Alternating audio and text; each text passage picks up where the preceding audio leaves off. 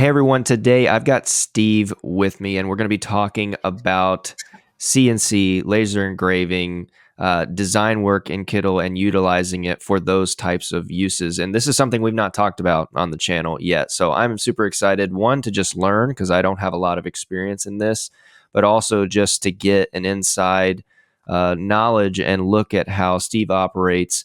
Of course, I'll be linking his channel down in the description for you all to check out. Before we dive into some more kind of specific and logistical questions about CNC and how it works and how it relates to Kittl, Steve, maybe if you could just kind of give a brief overview of you and what you do on the channel, maybe even how you got started in this whole thing. I mean, you're doing such cool stuff over there. So Sure. why don't you just give us a little brief on you and then we'll dive in. Sure. Well, first, thanks for having me. This was kind of a neat experience for me. So, I was actually a professional maker for pretty much my entire career, focusing mostly on hardware, software applications, but really end-to-end systems.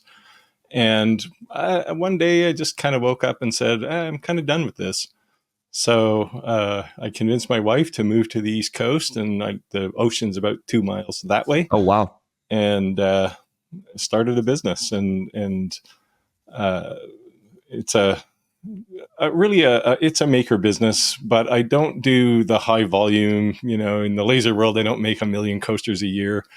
I do a lot of one-off stuff, prototyping for things, and mostly tutorial sort of work. So teaching people basically how to do what I do. Right. Yeah. Right. And then along with that, I started my Steve Makes Everything channel, and you hear many people on YouTube say, well, just get started. So one day I just woke up on New Year's Day and said, hey, I'm going to make a channel.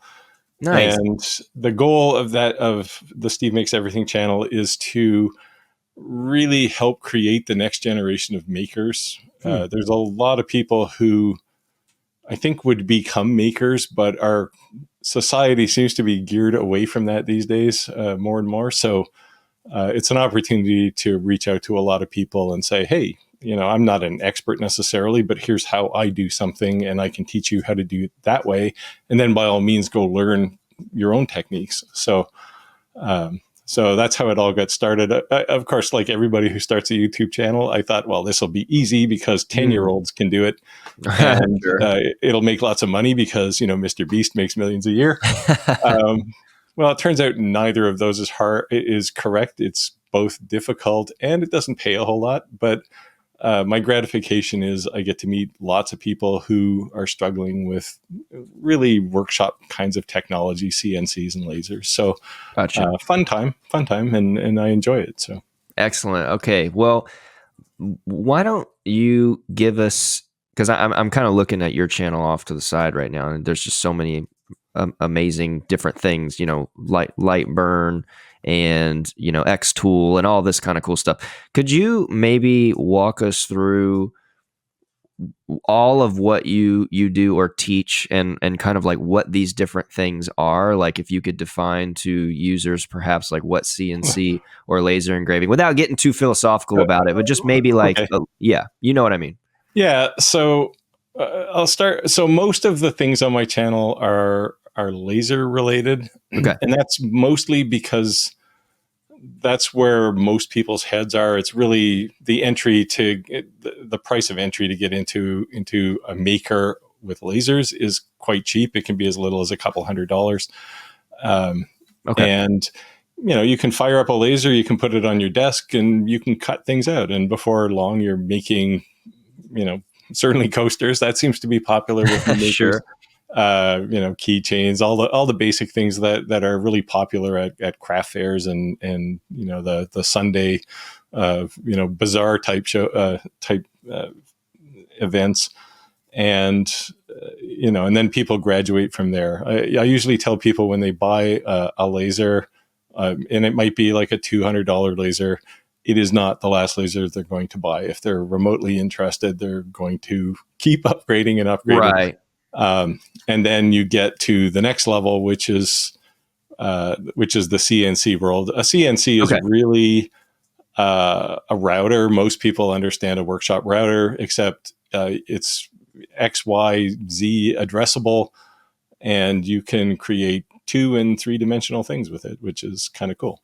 Okay, got it. So we have this kind of baseline laser engraving, and then this kind of next tier would be this actual CNC, which is, making 2 and 3 dimensional objects. It's not just stamping something onto wood or whatever. Yeah, and it's not as black and white as that Sure. necessarily. Yeah, yeah, sure. It's not like you wake up one day, you've had a laser for a while, and you throw it away and you buy a CNC.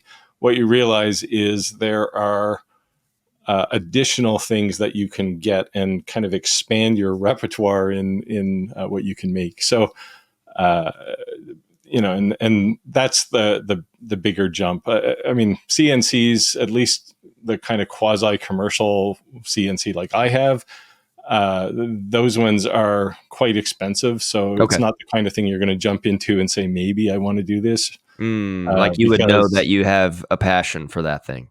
Yeah, if you got a cheap laser and you go, hey, this is really cool, I made this really neat thing, and you show it to your family, and they're all, maybe encouraging, hopefully, but you get a little bit of perk from it, and then you go, okay, I want the next thing now, which maybe initially will be a more powerful, faster laser, maybe go from a diode laser to a CO2 laser. And beyond that is you're making the jump, and now you're saying, hey, I've got a workshop now, and I've got CNCs and lasers and all kinds of things. And okay. So what are the kind, you've mentioned a few things already, but what are the kinds of things that you can do with either of those methods? So from the base level laser engraving, which is obviously kind of etching on stuff, up to the more advanced kind of CNC, like, can you give us an idea? And the reason I'm asking questions like this, especially for beginners or users of our channel and audience that maybe not have a real idea of this, is because I do think that there's perhaps quite a bit of fear of starting, myself included. I've actually looked at the X tool model here pretty in depth to see if that's something that I want to get interested in, because I actually do the weekend pop-up shops. I just did one that was actually very profitable, but I use my Cricut, right? So, and that's a type of cutter, I guess, or a type of maker. I have one of those too. Exactly, yeah. And so why don't you walk us through just the different kinds of things you can do with each of these methods, because I'm sure it can get pretty insane if you know what you're doing. Yeah. So obviously, when you start, you do really basic things, but I'm trying to think of some of the things I've made recently. Well, yesterday my CNC experiment was I made a plate. Like a plate, like a full-on plate. A plate. And had I had the fortitude, I would have brought it and I could have just popped it up here. But can you actually make something like that that's actually cut on both sides of a piece of wood? Okay. Because a plate obviously is concave on one side and has a base and whatnot on the other side. So you can do really advanced things with a CNC. My CNC is 4-axis, which is X, Y, Z in rotation, so A-axis, which means I can do things like chess pieces, including the knight, which is kind of cool. Okay. Yeah. So, and that's kind of the advanced course, but you start certainly from simple things, and you can ramp up really quickly. Right now in the laser world, especially the diode laser world, things are generally cheaper to get going. So that's why one of the reasons why it's popular.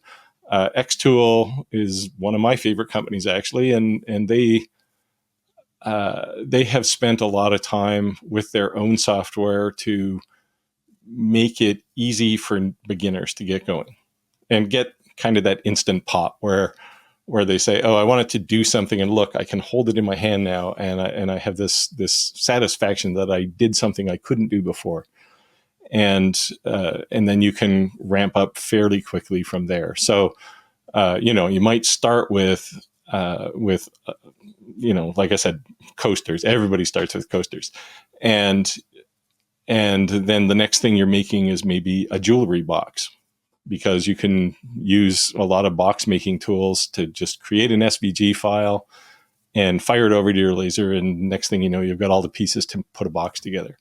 Okay, So so and just a question about that, and so and that's what the laser engraving software and tool, right? That you can kind mhm. of put the box in, and I'm assuming there's something that maybe helps you line it up, and then let's say you want to do multiple sides of it, you just keep on moving it to the side, right? That you want to laser engrave, so to Yeah, speak. so take one step back from that. Okay. We're starting with a sheet of plywood, Oh, okay, got it, and we're got it. Yeah. cutting out all of the pieces. Now, the beauty of Ah, doing that is if you want to do some crazy engraving on the sides of your box, you can do it before you put it together, right? Which is kind of neat. right. Okay, So understood.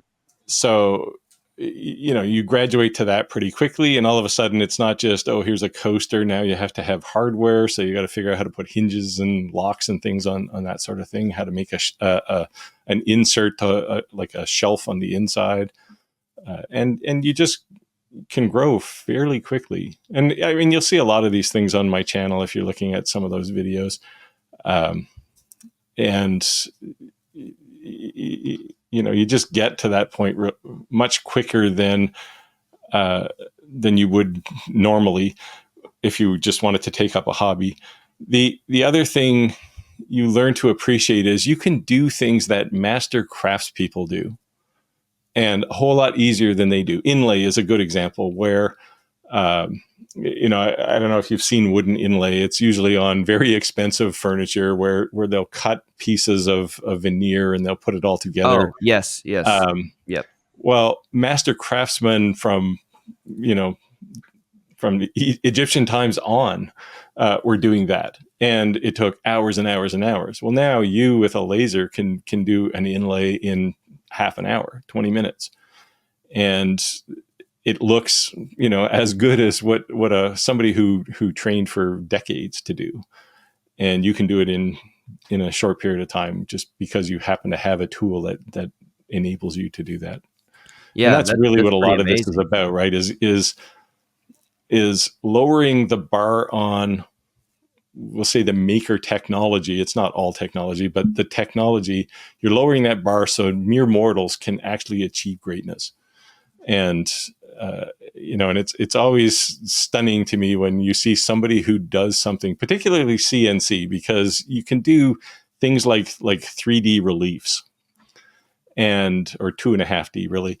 And when somebody sees that, they see it on the screen and maybe it's a height map of some sort. It looks really weird, like an X-ray, and then they put it over to the CNC and they create a toolpath for it, and magically they see their height map turn into a relief, which is, and you can see that little sparkle, which is the fun for me, honestly.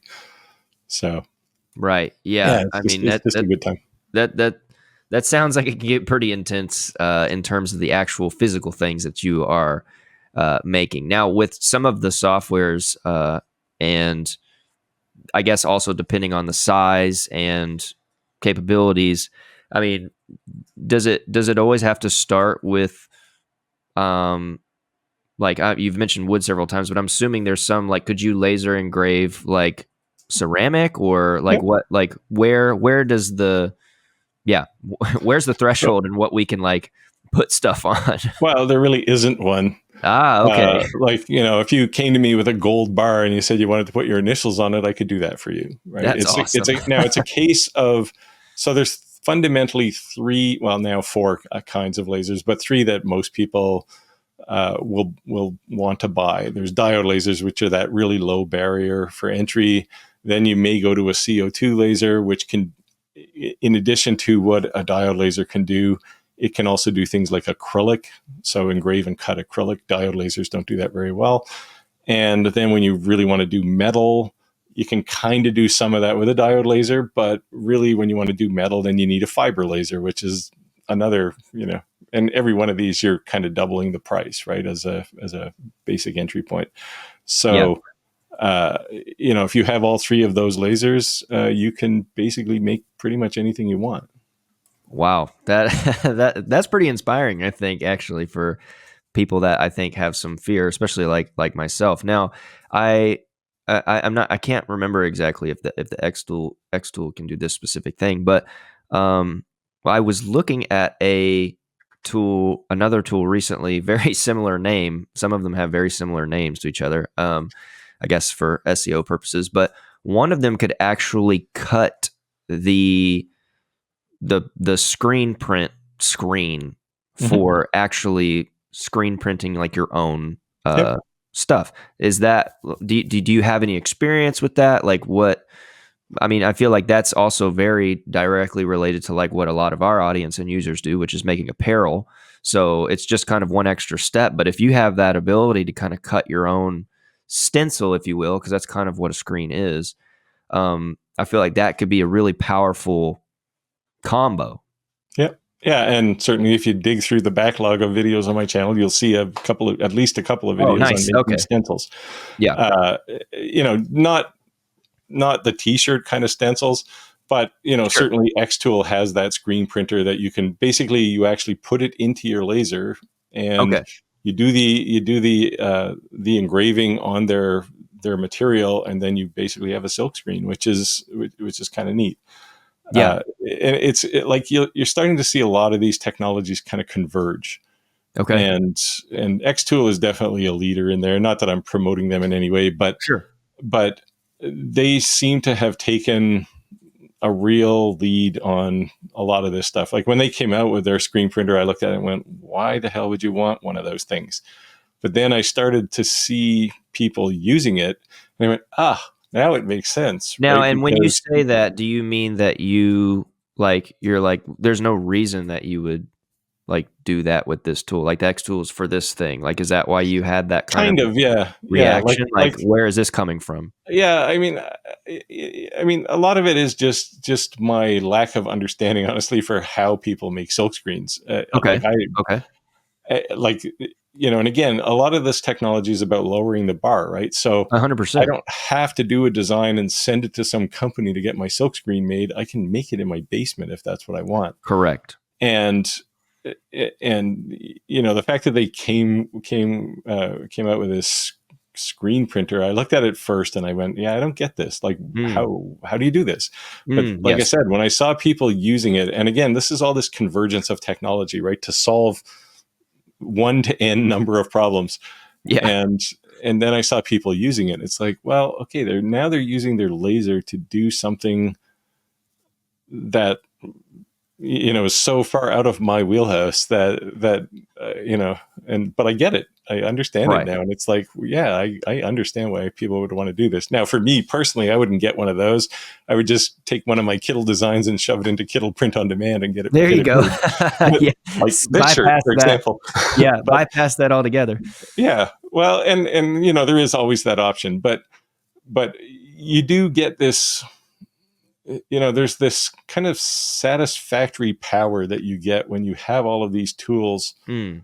that allow you to kind of take that manufacturing process back, right? Yeah. And like I Have said, control. You I have control. woke Yeah. up yesterday morning and I decided I was going to CNC a plate No, right. for no other reason than I wondered if I could do it. Mm. And now Yeah. that I know how to do it, I'm already thinking of things I can use that for, right? So um and I think as they start bolting these technologies on, like the screen printer, I think you're going to see more and more of this kind of stuff happen, where all of a sudden the tools that become important aren't the assembly tools, they're the design tools. Okay. And that's kind of where Kittl comes in, I think. Where Yeah, yeah. Okay. Wow, that's really interesting. So, yeah, maybe we can talk a little bit about um Kittl as a design tool integrated with your kind of process and how you use Mhm. it and maybe how things kind of get set up. Of course, everybody can go check out your channel, which is linked, and there's Kittl tutorials videos with that you've been doing as well.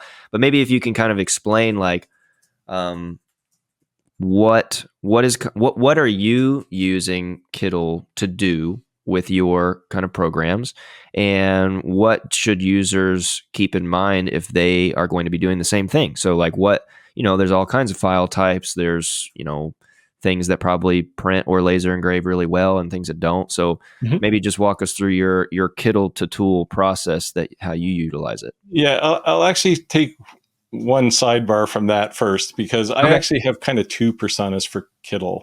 The Okay. first one is a lot of actual real graphic design work for my Mm. channel. So all of my thumbnails, for Oh, example, and understood. Yeah. the recent edition of artboards has just made Yeah. that so much better. Yeah, it is amazing. So and I just published a video about that, and so there's that aspect of it, which is the business side of my business, Right. and then there's the maker side. And Okay. for me and most people, honestly, as makers, SVG files rule, right? Because you Sure. can shoot 100%. that into Lightburn, which is the control software for most lasers, Okay. and literally drag and drop an SVG file or a PNG file. But if you're doing vectors, It's any kind better. of vector Yeah, it's engraving, you better. want an SVG file. So typically, when I'm building something that isn't a precision, assembly, for example, like a box, for example, if it's mostly imagery, then I will always use Kittl. And I used to use other things, GIMP and Inkscape to some degree, that were all free. And that was kind of the Sure. inspiration. I came out of the open source world. They're all Yeah. open source. Yeah, right. So that's kind of where I started. And then about 2 weeks actually before Kittl Marketing reached out to me to say, hey, we notice, you have this channel. Why don't you do some videos for us? I was already looking at Kittl, Oh, nice. and I Nice. already saw how it could sort of really shorten my workflow on a lot of things. Okay. Um, so anytime you see anything on a product I build that's text, or if it's like a photo engraving or something, that'll all come from a Kittl project file of some sort or an artboard. Got it. Okay. Yeah, that makes a lot of sense. And I guess you kind of answered it before, but is there so I guess what I kind of want to know is we have sort of three tools involved at this stage. So we've got Kittl, where you can make your design, your graphic, your whatever's going to Mm-hmm. be that physical entity eventually. But then you also have this other tool that's required to kind of use the laser or tell it what to do, which is Lightburn, and I guess maybe other tools that do the same thing. And then you have the actual tool that does the work. So is that process relatively pretty smooth? Export my SVG, upload it to Lightburn, it tells the Yep. laser what to do. We're okay. Or are there potential hangups that people need to know, or things like that? It is surprisingly seamless. Like SVG has Hmm, become kind of the universal language for anything that's vector, right? sure. So literally, I will spend a bunch of time. Most of my time when I make something's in some kind of design tool. If it's imagery, it's Kittl. If it's some kind of dimensionally relevant thing, then it'll be something like Fusion 360, some CAD tool. Okay. But for the Fusion case, I'll do, or for the Kittl case, I'll do the imagery in Kittl. I'll just export it typically as an SVG file, but sometimes it's a PNG if it's an actual image, and just literally drag the file into Lightburn, do some settings, and say, go, like, just Wow. do the print, right? So it is pretty simple. Where actually where things like Kittl get a little more challenging for me is when I have projects that kind of straddle that boundary between dimensional accuracy and imagery. Okay. And there's times when I go, oh, why doesn't Kittl just have a thing that lets me draw a line, right? Oh, yeah, yeah, A line yeah. of a particular length, Okay.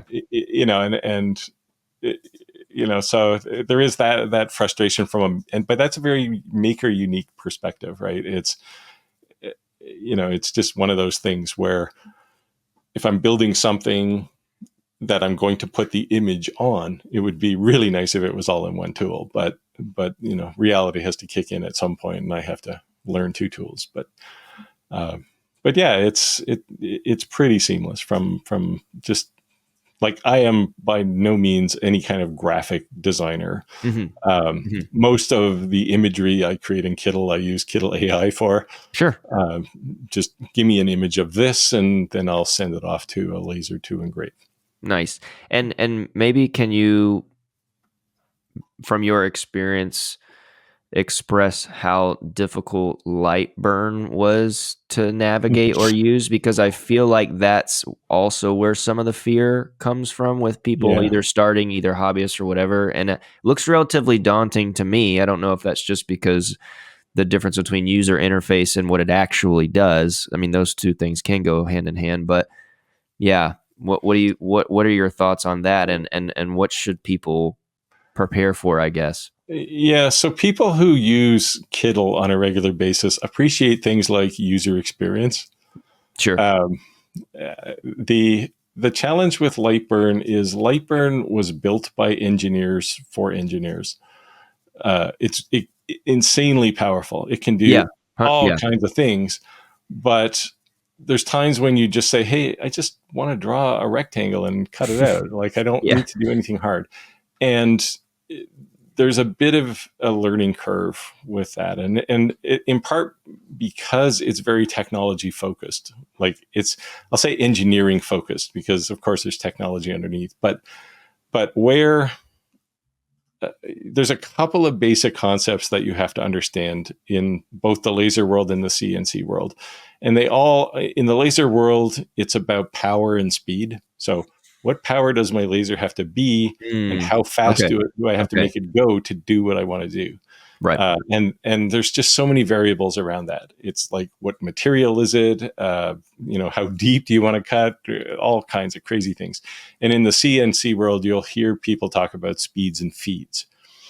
And really what they're saying is, how do I define a tool path? And that's Okay. a very kind of Yeah. Right. Right. oblique term for normal people to understand, right? And but once you kind of get over those hurdles where you say, "Oh, I'm working with 1/4 inch Baltic birch plywood, and I want to cut something out of it," I know the speed I need to go, and I know the power I need to make that happen without turning it into toast or not succeeding in the cut. So you kind of get into that, but there is a learning curve there, and to be honest, Lightburn doesn't make that exceptionally easy. It's Mm. not, and again, I love Lightburn. I have no real issues with it, but I'm an engineer, so Okay. it was relatively easy for me, right? Right. But if somebody who is coming from, more, I'll say more the world you come from, which is, hey, I make T-shirts, and now I want to make a rack to hold them, or I don't know, whatever. That's really cool. And now there's a whole bunch of different concepts that you've never seen before, Right. Okay. and the tool isn't really helping you understand them. Okay. So hence Okay. one of the reasons why I have a channel, right? Which is to kind Yeah. of get through some of those basics. And there's quite a few really good channels. I talk to a lot of YouTube makers. We all kind of cling together and have Yeah. conversations every now and again. Yeah. And we're all trying to achieve the same thing, which is, how do we lower that technology barrier so mere Mm. mortals can kind of get in there and do something cool? That's great. Yeah. No. That's an amazing goal. I think maybe if the last thing we can talk about a little bit is, and you alluded to it a couple times, this difference in bar of cost, and I think that Mm. might be looming in some people's minds, mine included. Um, could you give us like complete beginner kind of out of the gate? This is what you can expect to just kind of get started with the basics. Then maybe like an intermediary level of cost for like, okay, you can make some stuff and probably make some money. And then like what your ideal like setup and like that kind of cost. Like, can you give us those 3 bars of cost from your experience? Yeah, it's that it might terrify people, but um, You got so to do it though. You have to tell them. right, so getting into, we'll start as a hobby, right? Yes, let's start as a You want hobby. to That's you what I want to meant. Yeah. start a hobby, so you're going to buy a laser because, hey, you've seen other people, you've seen some things you can do, so you're going to buy one. Mm. Figure that entry level these days is going to be probably $500 to $1,000. Okay. Okay. Got it. Um, Understood. and and that'll get you going. You should be able to, if you're energetic and creative, you should be able to do some things that will pay for your laser. Mm. Um, Okay. when you go to CO2 lasers, the price jumps by basically at a zero, right? So Wow. Okay. if you Wow. look at the difference between a $500 diode laser and say the X-Tool P2 or the Glowforge or any of those, well, you're going from $500 or $600 to $5,000 or $6,000. Wow. Okay. And they're that much powerful, like the Glowforge or the. They tend to be, so they're faster. Okay. Okay. Got it. Yeah. Now they do have downsides, right? So if you just want to engrave photographs onto slate or wood or whatever glass, then diode lasers are actually better at that, in part because they can do grayscale, like Oh, proper okay. grayscale, not dithering. Whereas CO2 lasers aren't really very good at grayscale. Okay. So there, if you do any kind of image, it's going to be dithered just because you just don't get to tweak that power going out to the material as fine as you can with a diode laser. So there's pluses and minuses to each of these. It's not like, oh, throw away your diode laser and buy a CO2 because you don't need it laser anymore. Yeah. Right. Yeah, It's the thing you stack onto, right? Yeah. So, I mean, if you go into my shop, you'll see diode lasers and CO2 lasers. Right. And I use them for very different things. And then when you go to CNC lasers, they're a good CNC. A good CNC machine is going to be kind of comparable to a CO2 laser. Okay. So I have a Onefinity Elite, which I love. I just bought it. Actually, I traded my old Onefinity in to buy it. But that's like a $4,000 or $5,000 CNC. Plus, then you build a table, then you put a spindle on it, and you just keep adding on, right? And pretty soon you've got $6,000 easy. So, but you have to kind of make money, right? There's an old adage, right? If you have a big CO2 laser or a big CNC machine and they're not running, doing something, you're losing money. Yeah. Right? Oh, yeah. So, because the payback on those is so long, so you have to be busy all the time with them, and like it's very rare for me to actually have time to do something like CNC a plate just to see if I can do it. Right? Yeah, right. I'm always doing something else. So that's kind of the landscape there. And and of course you're also going to need things like, a table saw and things to cut your material. Right. So you're really talking about a workshop. Yeah. Proper So workshop. figure, it's going to be 15 grand easy. Right. So, Wow. by the time you get it, well, a table saw is $3,000. Yeah. It's just so, and then all of a sudden you need a bigger building, which is kind of the state I'm in right now. But Okay. But I mean, you have to be committed, both, financially and just mentally. And it does require a bit of insanity too, honestly. Right. And are you also in the? I know I have some friends that have done this. Are you in the kind of what would you say? Market's not really the right word, but we can use like the market of essentially preparing and selling, like I don't know how to say this outside of, like, I have some friends that 3D print and they sell like the blueprints of the 3D print, right? Designs, so they're not actually having to like 3D print 500 baby Yodas. They can just give you the file. They can give you the file. Is that another possible way that you have found to make money as you are creating? Maybe you're setting very specific things, and obviously like you're teaching, that's kind of the next level I always think about, is after you master a craft you go to teaching it and then you make money that way. But is this kind of prepping and selling of the just the digital entity, is that a thing that you can do? And have you tried that? Or So I mean, I try not to sell designs too much, because I typically what I do with designs I make is I'll make them available to members of my channel. Okay. People who pay like $2 a month or whatever it is. But then there are people who say, like, I don't want to be a member, I just want the design. So quite often I'll put those on my Etsy store. Okay. Yeah. And I did I did a video actually a while ago to implement a laser crosshair sight for diode lasers, because quite often they don't have them, and you never really know where the laser's pointed on the material, and you cut in the wrong spot, right? So I built a crosshair. It's like a 5-minute job to cut it out, honestly, with a laser, and you can make these things for, I don't know, $10. But I put that design on Etsy for people who aren't members, and I've sold hundreds of those. Like, it's just, Wow. it's like, what? Yeah. Wow. Okay. You Yeah, know, but it that fills frustrates a me in need. a Yeah. way. It's not that, I don't mind people paying me for a design, but honestly, what I'd rather have is people who look at that and go, I can just make one of those myself.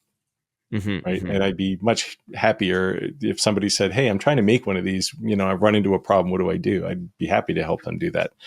I have a guy who lives not too far from me he has his own workshop, but he doesn't have a CNC. So I do a lot of cutting for him. Oh, okay. And it's not that I don't mind making money, but the last time he was here, I said, look, you got to stop coming here. You got to start you got to buy a CNC, and I'm happy to show you how to use it. How to use and it. I said to him, the next time you come with a design, and I believe he's coming tomorrow actually for another one. Oh, wow. I said, I'm going to make you create that yourself. Oh, wow. Yeah. That should be a YouTube video, by the way. Yeah. Use my tool, use my CNC. I'll stand over your shoulder and watch what you're doing and kind of guide you to success. And then when you get comfortable, go buy your own machine, right? And then you don't need me anymore, which is I'm quite happy to do, right? Because it's if I did this for everybody, I just wouldn't have time. You're right. Because this takes a lot of time, and I'd much rather teach somebody to fish than try to feed them, right? So yeah, that's a really great place, I think, to land the plane here, Steve. That was really good. Is there anything, I want to give you the floor for just a little bit to give us updates on anything you want to make people known, either where to follow you. Obviously, I've already got the YouTube linked. Anywhere to stay updated or follow you, or you mentioned this community that you have, or if there's anywhere where people can learn more, or anything upcoming that you've got going on. I would love to give you the opportunity to talk about everything you've got going on. Yeah, well, certainly connection-wise, obviously YouTube, my Steve Makes Everything channel. I also have my website, slicepie.design, and Instagram. I just so you know, I'm a really terrible social media person. So Sure. I think the last post on my Instagram was a chess set, and that was before Christmas. So like, I'm just Gotcha. But yeah, Slice Pie Design on Facebook and Instagram, and I do post there once in a while. The problem is I don't post because I don't think I have anything that's like, wow, you really want to see this. It's just, hey, I did something new, and from my perspective, I look at it and go, yeah, it's not that exciting, but but to some people, it's pretty amazing. Yeah, we also do. There's 4 of us YouTubers who all have YouTube channels. We do a weekly live stream. There's actually one tonight. Oh, wow. And there's you'll see it if you go to the live tab on my YouTube channel. You'll see the queue for it there if you want to join us. And that one's really about the teaching again. It's more about Q&A. Now, a lot of those are the inevitable question is, what laser do I buy? And it's like, sure, yeah. The answer we get that one at least once a week. And the answer is always the same. What are you trying to do? Right? It's, that's the same as saying, what car do I want to buy? Okay. If you want to go fast, you buy a Ferrari. If you just want to get to the store, buy a Kia, right? So, so we try to kind of position people into a proper expectation. Like they say, hey, I just want to maybe go to a craft fair and sell some things. Nice. You don't need a $6,000 laser, right? No. You can do that with a diode laser. So that's kind of where we are. And of course I have my, I'll say it cautiously. I do publish my Steve Makes Everything at gmail.com email address, in every video.